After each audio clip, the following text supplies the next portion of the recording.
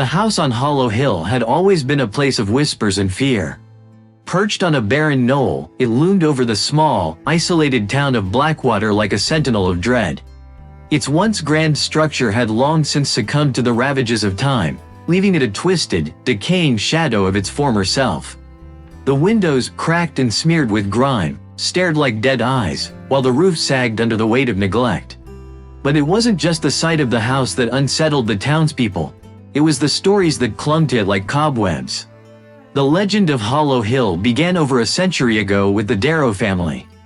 Jonas Darrow, a wealthy and influential man, had built the house as a testament to his success. But what began as a symbol of his power soon turned into a nightmare. The town remembered the night the screams started, shrieks so chilling that even the bravest souls dared not investigate. The next morning, the house was silent, and the Darrows were never seen again. Some claimed they had fled in the dead of night, driven mad by whatever evil had taken hold. Others whispered of a curse, something ancient and malevolent that had taken their lives.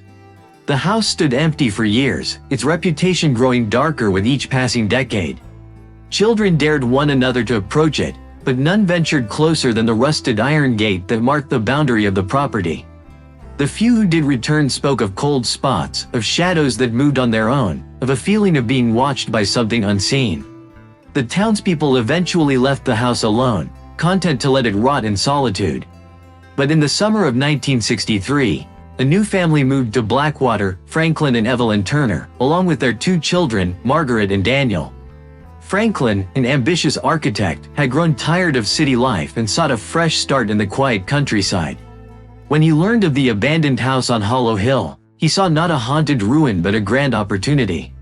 He bought the property for a pittance and set about restoring it to its former glory, dismissing the town's warnings as nothing more than old superstitions. Evelyn wasn't so sure. From the moment she first set foot inside the house, she felt an overwhelming sense of unease. The air was heavy, oppressive, and the shadows seemed to twist and writhe as if alive. She found herself glancing over her shoulder, her heart racing, certain that something was watching her. But she kept her fears to herself, not wanting to dampen Franklin's enthusiasm. Margaret and Daniel, on the other hand, were thrilled by the prospect of exploring their new home. The house was massive, with dozens of rooms and hidden passageways. They spent their days running through the dusty corridors, playing hide and seek, and imagining grand adventures. It wasn't long, however, before their excitement began to wane. Daniel, the younger of the two, was the first to notice the strange occurrences. It started with the sounds, soft whispers that seemed to come from the walls themselves. At first, Daniel thought it was just the wind, or perhaps the creaking of the old house. But the whispers grew louder, more distinct, until he could hear his name being called.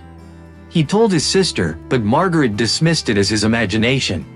Still, she couldn't shake the feeling that something was wrong. She began to have nightmares, dark, twisted visions of shadowy figures standing over her bed, of cold hands reaching out to grab her. She woke each night in a cold sweat, her heart pounding in her chest. Evelyn, too, was not immune to the house's influence. She found herself growing increasingly anxious, her sleep plagued by vivid, disturbing dreams. She would wake in the dead of night, her throat dry and her mind filled with a nameless dread. She began to hear the whispers as well, soft at first, like the rustling of leaves, but soon they became more insistent, more demanding. They called to her, beckoning her to follow, to uncover the secrets hidden within the walls of the house. Franklin, oblivious to the mounting tension in his family, continued his renovations with single-minded determination.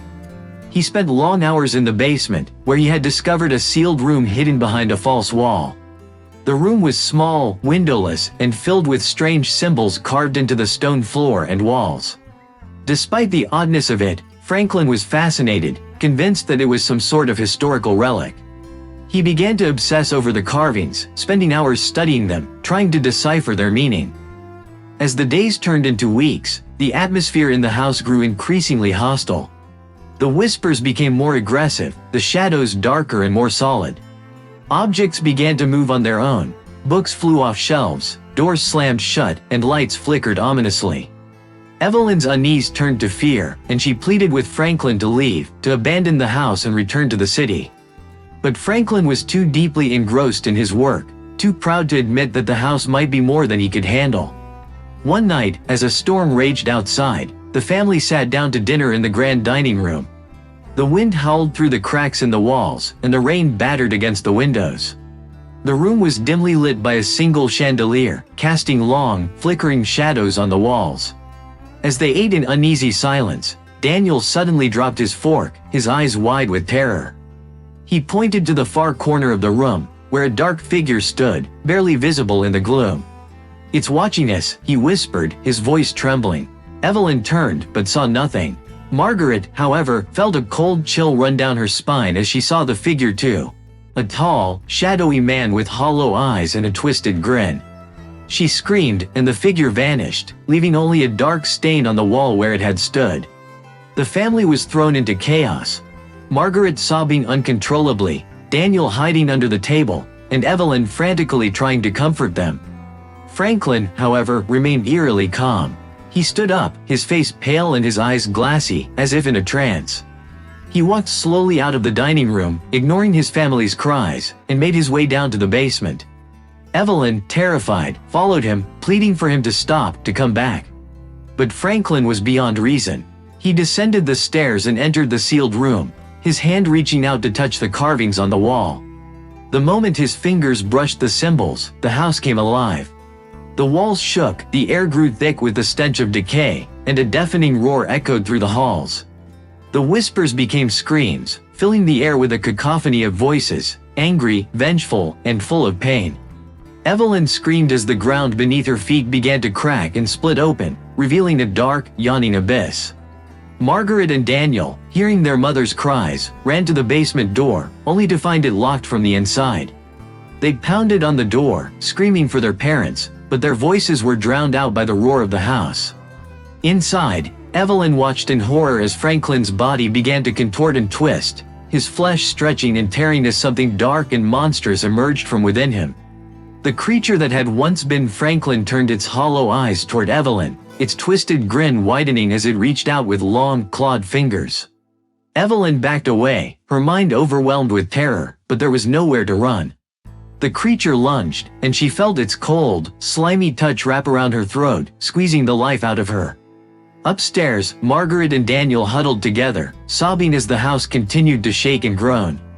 The door to the basement suddenly flew open, and a wave of cold, foul-smelling air washed over them. They saw their father emerge, but it was no longer the man they knew. His eyes were empty, his face twisted into a grotesque mask of malevolence. Behind him, their mother's lifeless body lay crumpled on the floor. The children ran, their screams echoing through the empty halls as the creature pursued them. They darted through the dark corridors, desperate to escape, but the house seemed to shift and change around them, leading them deeper into its clutches. The walls closed in, the shadows reached out, and the whispers became a deafening chorus of hatred. Finally, they reached the front door, but as Margaret reached out to grab the handle, the door slammed shut, trapping them inside. The creature was upon them, its long fingers wrapping around their small bodies, squeezing the breath from their lungs. The last thing they heard was the sound of their own screams, mingled with the dark laughter of the house. The next morning, the storm had passed, and the house on Hollow Hill stood silent once more. The townspeople noticed that the Turners had not been seen, and when they went to investigate, they found the house empty, the family vanished without a trace. All that remained were the whispers, soft, mocking voices that seemed to follow them as they hurried away, leaving the house to its dark, terrible secrets. The house on Hollow Hill still stands today, a grim reminder of the horrors that once took place within its walls. The townspeople avoid it, and the children no longer dare to play near it. The whispers continue, a never-ending chorus of pain and suffering, waiting for the next unfortunate soul who dares to cross its threshold. For those who do, the house is always waiting, hungry and eager to claim new victims, to add their voices to the chorus of the damned.